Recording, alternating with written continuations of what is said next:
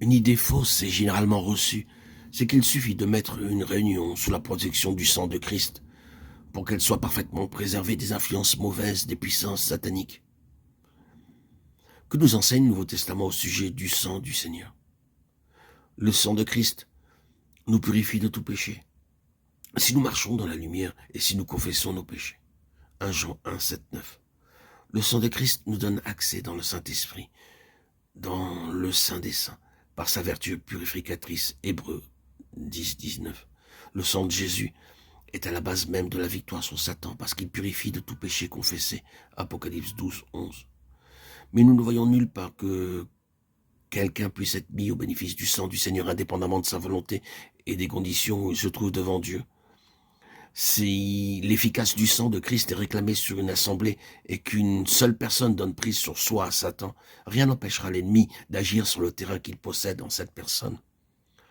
Lorsque des croyants qui ont atteint des degrés divers de croissance et d'expérience spirituelle se trouvent réunis et que la vertu du sang de Christ est réclamée, elle se manifeste immédiatement, purifiant l'ambiance, l'atmosphère où demeurent les mauvais esprits. Car le Saint-Esprit rend un témoignage immédiat à sa vertu purificatrice. Lisez au chapitre 12 de l'Apocalypse ce qui nous est dit à ce sujet. Ils l'ont vaincu par le sang de l'agneau. Toute conception erronée sur la vertu protectrice du sang de Christ peut donc avoir de très graves répercussions, puisque les fidèles peuvent se persuader qu'ils sont à l'abri des atteintes de Satan, quelles que soient leurs conditions individuelles vis-à-vis de Dieu.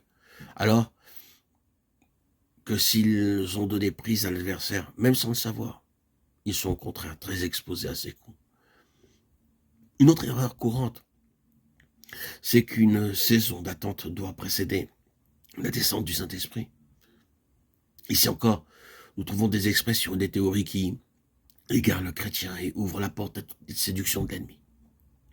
Si nous voulons une nouvelle Pentecôte, il nous faut attendre, comme le firent les disciples. Tel fut le mot d'ordre que se passèrent les fidèles en s'appuyant sur Luc 24, 49 et Actes 1, 4. Et nous avons attendu jusqu'à ce que les incursions de l'adversaire dans nos réunions dites d'attente nous aient obligés à retourner aux Écritures pour les sonder sur ce point.